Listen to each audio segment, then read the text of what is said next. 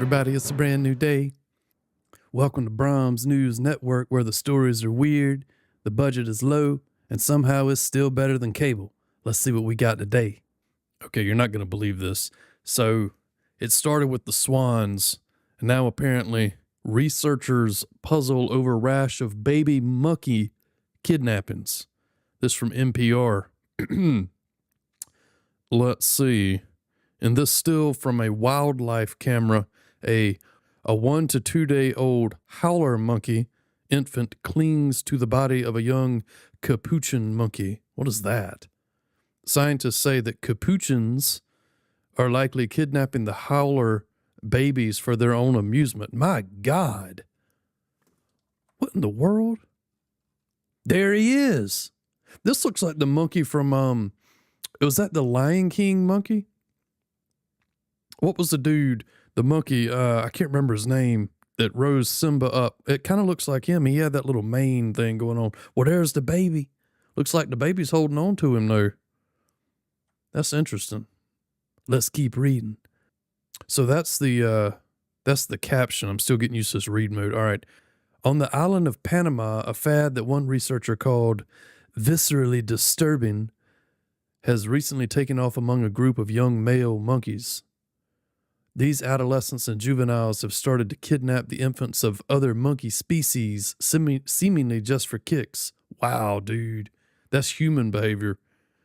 That's what scientists think after watching a bunch of male white-faced capuchin monkeys walking around with the baby howler monkeys clinging to their backs. The perplexing baby snatchings, reported in the journal Current Biology, suggests that humans aren't the only intelligent species with youngsters that pursue apparently pointless activities that can be destructive to other creatures. Yeah, that's been observed in other animals though, hasn't it? Like play and stuff.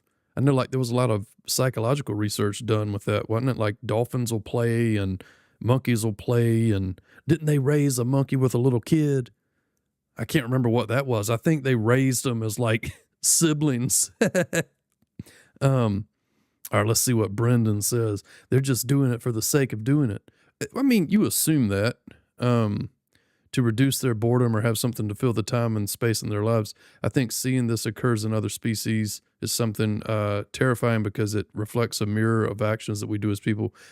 Yeah, I mean, I don't know. I'm not a biologist, but I mean, yeah, it could be, but you could be projecting what you think on them. They may have a reason for doing it. But he is an animal expert in animal culture at the Max Planck Institute of Animal Behavior in Germany. Okay. So, I mean, he probably knows, right? Probably knows more than I do. He describes capuchin monkeys as chaos agents that roam through the forest, ripping up and manipulating everything inside. Dear God. He says they're similar to humans and chimps in many ways. Yeah, we do that too, don't we? They're highly innovative, highly explorative. He says they do interesting, strange things. That does sound human. Let's see. The capuchins have started kidnapping howler monkey babies in some island, part of Panama's national park. Unlike mainland capuchin, these island monkeys have figured out how to use stone tools. Yes. They found these. I saw this somewhere else. They figured out how to use stone tools to break open food items and like seeds and crabs and coconuts. I think they were doing that somewhere else too. They had like freaking spears or something that they were fishing with. That might be some of that fake news, but it was like they're progressing to the Stone Age or something. But I think one of the things was like they probably saw people doing it and using tools like that. But that is fascinating that they're starting to use like simple tools. That's crazy, dude. Zoe Goldsboro, a behavioral ecologist at the same place, let's see, was reviewing camera footage when, to her surprise, she saw a capuchin carrying a howler monkey, a baby, yeah. It's not something we'd seen before. It's not something I'd ever heard of happening. There was, I think, a split second where I wondered if it could just be a capuchin monkey that looked very weird. It was very clear it was a different species. Curious, she started looking through more of the footage, and it becomes apparent it wasn't just a one-off. It's happening repeatedly, starting in 2022. Interesting. When a particular immature male that the researchers called Joker seemed to be the innovator of this new activity. I'm gonna wear my new glasses from now on, man. I can't. Ooh. Joker is recognizable because of a small scar on his face. Oh wow, dude. I wonder if they could like do some sort of a reality show, like a monkey cam. You could see what's going on. You know, people would start betting on that. This was a tragic development for the baby howlers. Well, I'd say so. They had no nourishment, noticeably deteriorated over time. Sure. Man, I wonder if there's going to be like a monkey war. They start like doing caveman fighting out there, two monkey tribes going at it. That'd be pretty sweet to film, wouldn't it? Man. Let's see. Barrett's like, they're probably just dying from dehydration. Yeah, sure. They need the mother's milk, and several were seen dead in camera footage. Yeah. Other male capuchins who saw Joker's novel behavior decided to copy it, of course. Starting in September and over a period of 6 months, the researchers saw 4 other immature males. Let's see, they're doing the same thing. Monkey see, monkey do. Ha ha. Man, it's a long article. Although animals do sometimes adopt the young of other species that are lost or abandoned, this doesn't seem to be the case here. Yeah, they're taking them. They're like monkey napping them, right? Didn't that gorilla like have a kitten? Or was that on American Dad? I think that was on American Dad, because he like ripped the head off of like 100 kittens, but the 101 kitten he kept. I don't know. I got to go to bed. Let's see. Plus, researchers could hear adult howler monkeys calling back and forth with the infants. Yeah, they're about to go at it, dude. They're going to plot. That'd be a good video game. Revenge of the Capuchin. Or no, I'm sorry, Revenge of the Howlers.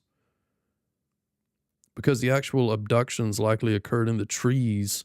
They were not captured on camera. But what if these monkeys are just punking us? They're like, let's pretend to do this and get these researchers to film it and think something's going on.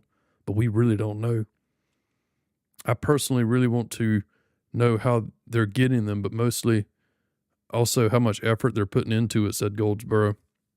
It seems like they're traveling a huge distance to find them, since only a few small groups of howler monkeys live nearby. Huh, interesting. While the capuchin named Joker seemed to take a caring and affectionate stance towards the babies. Didn't he start it, though?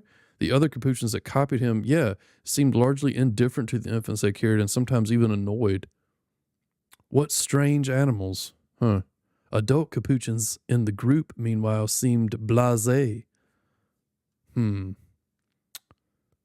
Caught on camera. Let's see. Wait a minute. Even for these monkey stone tool use, which takes some time to master, she notes there's a period of time, especially when they're young, they're just copying the behavior with very little payoff. Yeah, they're just doing it because they saw somebody do it. Maybe they don't know why they're doing it, which we don't know why they're doing it, which is funny because they may not know why they're doing it type thing if they saw it, the monkey see, monkey do type thing. Who knows why Joker originally started doing that?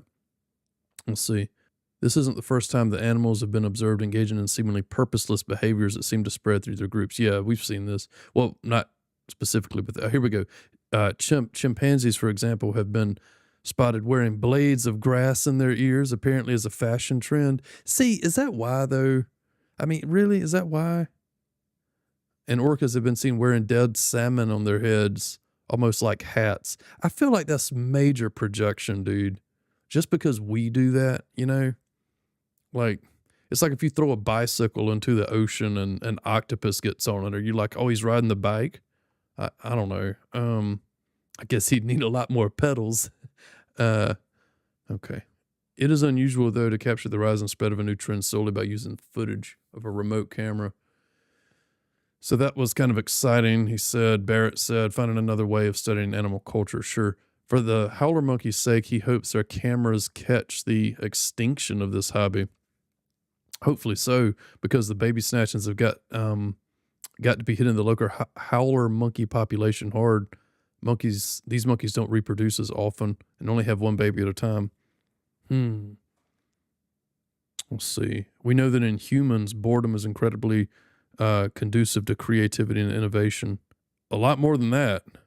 Boredom leads to some bad stuff too, not just which it could be. For these island capuchins, grabbing howler monkey babies may simply become something to do to pass the time. In a case of born environment, like, don't they grow cocaine out? Not cocaine, but don't they grow like all sorts of psychedelic plants? Seems like that'd be a cool way to pass the time. All right, this is Christopher Guy, who studies cognition in primates at Johns Hopkins University and wasn't part of this research team, says he's seen other primates in captivity capturing and playing around with other animals that they don't eat, okay? In this case, the innovator may have been driven by curiosity and interest, he says. And given how social and cultural capuchins are, other observers may have started copying the behavior. Could be. He thinks the camera trap footage is a, quote, huge asset to the research program, but it will be helpful to have more direct observation of the capuchins. Yeah, interesting. Capuchins are, quote, notoriously cultural species, showing all kinds of adapted cultural traditions like using tools to obtain food, but also many arbitrary ones. One community had a tradition where individuals would put a group mate's fingers in their own eyes. Well, all right, that's enough for today. I don't think this probably doesn't go as deep as Swan Gate. I'm gonna keep looking into that. Maybe more on that soon. We'll see. I can't find anything credible. But anyway, thanks for tuning in.